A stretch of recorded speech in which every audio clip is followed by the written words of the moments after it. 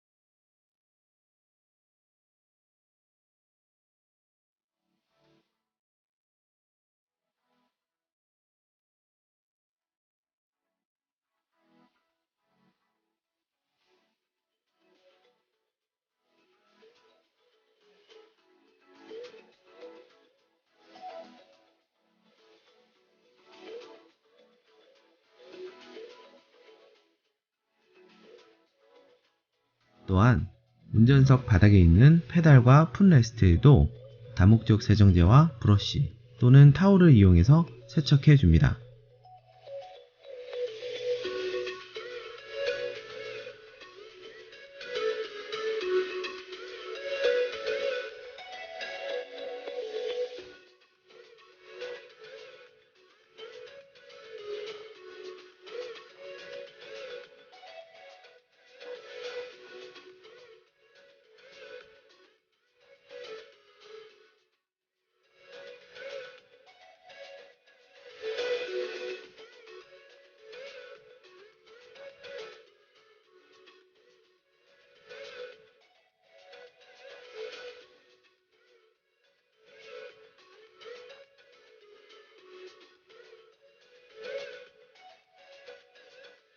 대시보드와 센터페시아는 차량 내부 중에서 가장 눈에 많이 띄는 곳이며 하이그로시와 각종 전자장비 등이 장착되어 있어 디테일링을 할 때 섬세함이 요구됩니다. 먼저 대시보드를 청소해 줄 텐데요. 대시보드에 다목적 세정제를 분사하고 부드러운 브러쉬를 이용해 문질러 줍니다. 다목적 세정제를 차량 내부에 사용할 때는 주의하실 점이 있습니다. 바로 용도에 맞게 희석을 해줘야 된다는 점인데요. 제가 사용할 맥과이어스의 APC의 경우에도 중간 정도의 오염까지는 1대 10으로 희석해서 사용할 것을 권장하고 있습니다. 저도 물 200ml에 20ml의 원액을 넣어주어 1대 10으로 희석하여 사용했습니다. 만약 희석하는 것이 귀찮으신 분들은 인테리어용 세정제를 사용하시면 되는데요. 저는 개인적으로 카프로의 인사이드라는 제품을 추천드립니다. 내장재를 브러싱할 때는 무리하게 힘을 주면 상처가 남을 수 있으므로 가압 없이 부드럽게 문질러 주는 것이 중요합니다.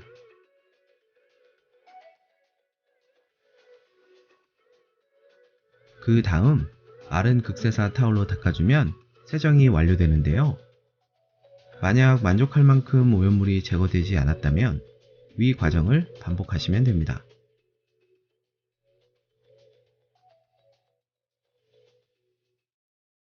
화면에 보이는 것은 제 차의 대시보드인데요. 약간 얼룩덜룩한 모습이 보입니다. 소개해드린 같은 방법으로 디테일링 해보겠습니다.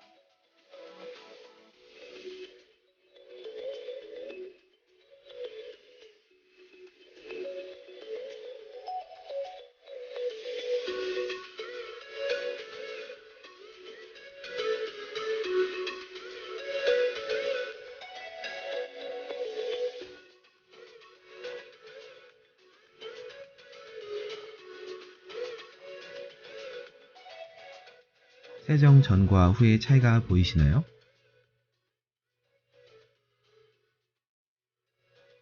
다음은 센터페시아인데요. 사실 센터페시아는 오염이 크게 되지 않는 곳이기 때문에 대부분의 경우 먼지털이나 물에 적신 타올만으로 마무리가 됩니다. 전자기기와 버튼 등에 물이 들어가면 고장의 원인이 되므로 주의가 필요합니다.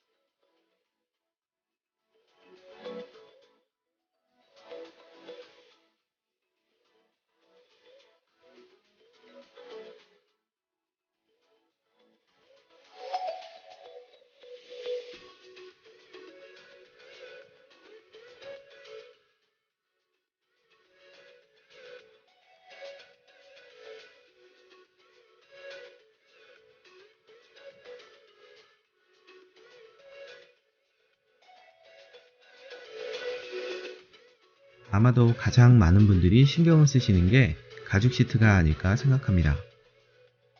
가죽으로 만들어졌다고 하니까 뭔가 굉장히 전문적인 제품을 사용해야 한다고 생각하시는 분들이 많은데요. 가죽 시트도 오염이 심하지 않은 경우에는 물에 적신 타올만으로도 충분히 깨끗이 관리를 할 수 있습니다. 불필요하게 약품을 많이 쓰는 것은 오히려 가죽의 수명을 단축시키고 얼룩을 유발할 수 있으므로 먼저 물에 적신 타올로 닦아보시고 오염이 지워지지 않는 경우에만 약품을 사용하시기 바랍니다. 반면 오염이 심한 가죽 시트를 닦을 때는 다목적 세정제와 브러쉬를 이용하시면 되는데요. 가죽에 사용할 브러쉬는 솔이 부드러운 제품을 사용하는 것이 좋습니다. 너무 뻣뻣한 브러쉬로 닦으면 가죽에 상처가 날 수 있기 때문입니다.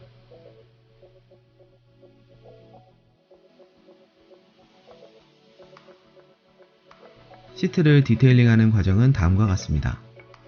먼저 시트의 등받이를 뒤로 눕혀주시고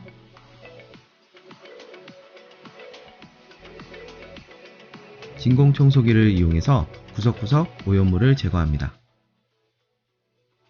가죽이 접히는 부분은 오염물이 쉽게 쌓이는 곳이므로 손으로 틈을 벌려주면서 오염물을 제거합니다.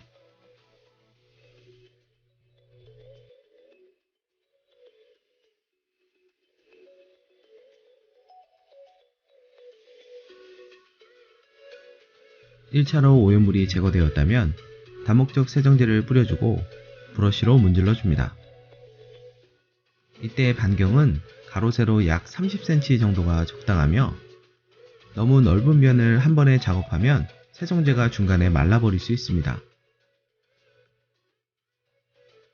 브러쉬로 문질러 준 다음에는 깨끗한 극세사 타올을 이용해서 잔여물을 닦아내시면 됩니다. 마찬가지로 오래 고착된 오염물은 한 번에 완전히 닦이지 않을 수 있으며 이런 경우에는 반복적으로 작업해 주시기 바랍니다.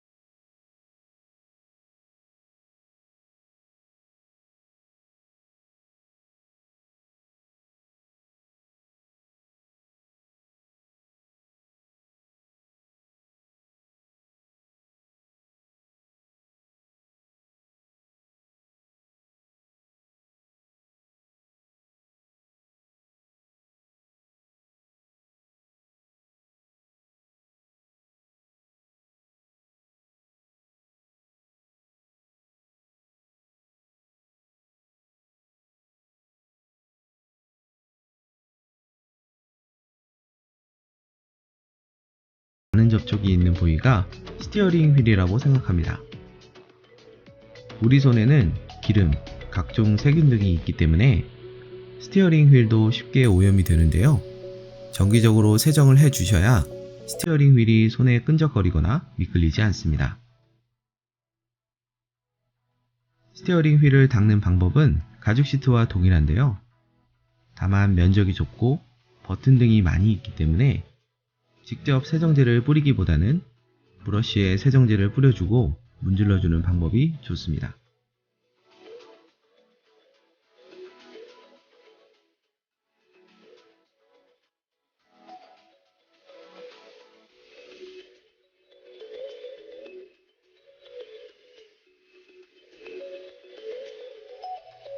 이후 극세사 타월로 잔여물을 닦아내면 끝.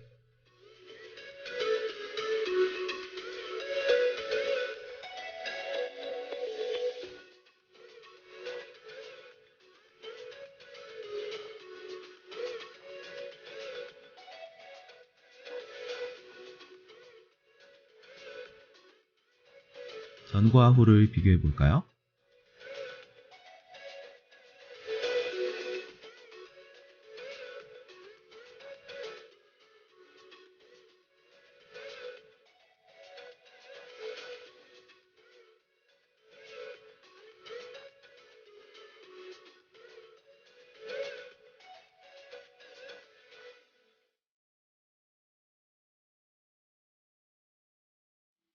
인테리어 디테일링의 마지막은 창문 내부와 도어입니다.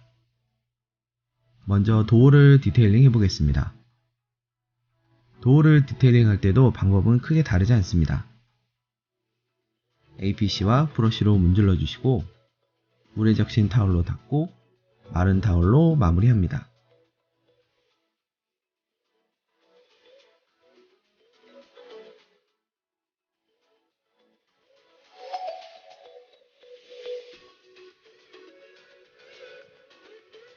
주로 손잡이 부분에 오염이 집중되는 경우가 많으니 신경 써서 디테일링 해줍니다.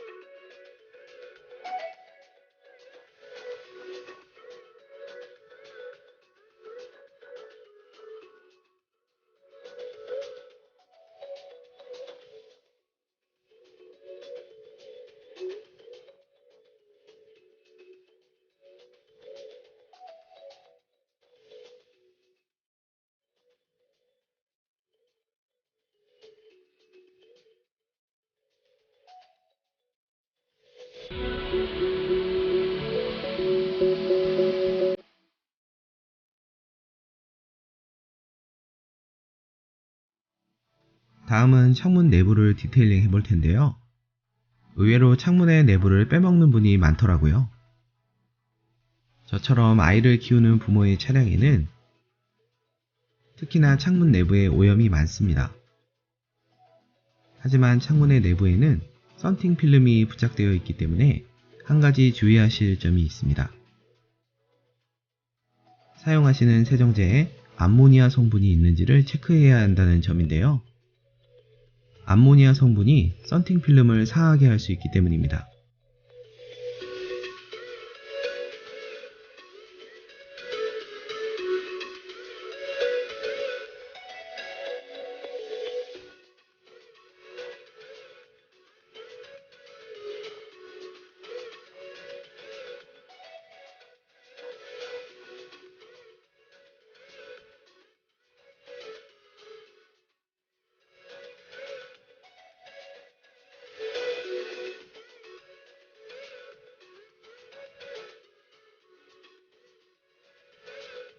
저는 개인적으로 내부 유리를 닦을 때 유리 세정제를 사용하지 않는데요.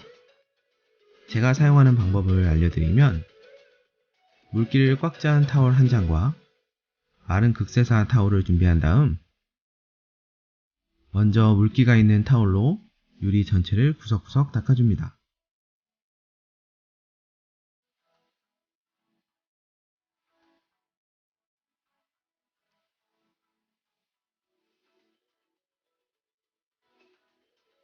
그 다음 마른 타월로 물기를 닦아낸다는 느낌으로 닦아주시면 깨끗하게 마무리가 됩니다.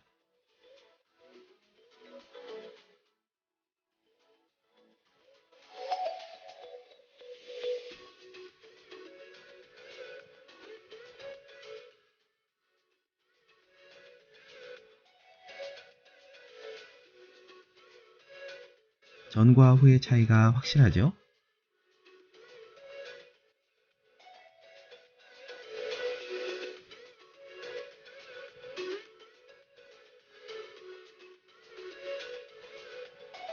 차량 내부를 깨끗하게 디테일링 해주었는데요. 사실 여기서 마무리를 하셔도 충분합니다. 하지만 뭔가 조금 더 신경 써주고 싶으신 분들은 보호제를 발라주시면 가죽과 플라스틱을 보호해주고 은은한 광이 나도록 관리하실 수 있습니다. 저는 가죽과 플라스틱의 각각 다른 제품을 사용하고 있는데요. 먼저 가죽에는 G테크닉의 L1 레더 가드를 사용하고 있습니다.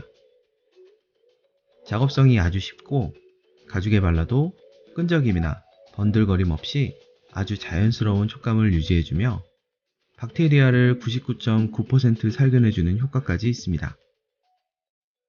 레더 가드를 사용하면 무엇보다 가죽에 이염이 되는 것을 최소화해주기 때문에 밝은색 가죽 시트를 가진 오너분이시라면 사용을 적극 추천드립니다.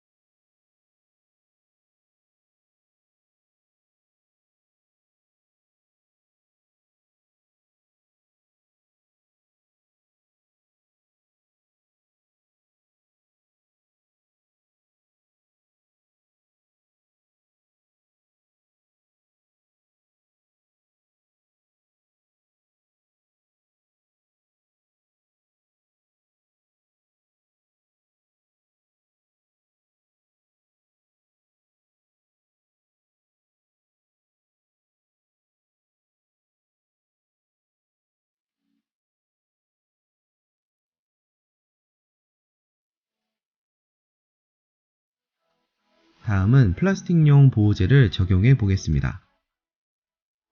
제가 사용할 제품은 G테크닉의 C6 맷 대쉬입니다. 이 제품의 특징 역시 끈적임이 없고 인위적인 번들거림 없이 매트한 느낌을 살려준다는 점입니다. 사용법 역시 레더가드와 비슷한데요. 스펀지 또는 극세사 어플에 소량을 분사해주고 플라스틱, 고무, 비닐 등 가죽과 유리를 제외한 대부분의 재질에 골고루 도포해줍니다.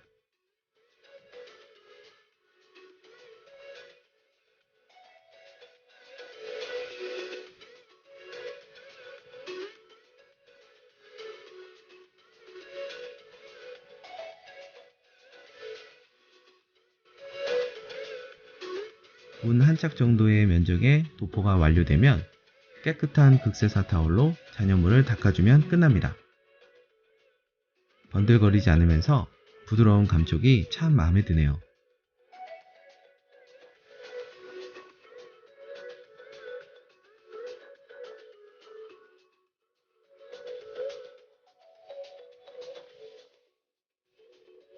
자, 이렇게 해서 차량 인테리어를 올바른 방법으로 디테일링하는 방법에 대해서 소개해드렸습니다. 요즘 미세먼지 때문에 괴로워하고 계시는 분들이 굉장히 많은데요. 앞서 설명드린 바와 같이 이럴 때일수록 차량 내부를 청결하게 유지를 하셔야 나와 내 가족의 건강을 지킬 수 있다고 생각합니다. 오늘 영상을 참고하셔서 이번 주말에는 모처럼 시간을 내셔서 내부 세차를 한번 싹 해보시는 것도 좋을 것 같습니다. 제가 준비한 영상은 여기까지고요. 오늘의 영상 유익하셨다면 좋아요와 구독하기 잊지 마시고 저는 또 다음에 새로운 영상으로 인사드리겠습니다. 감사합니다.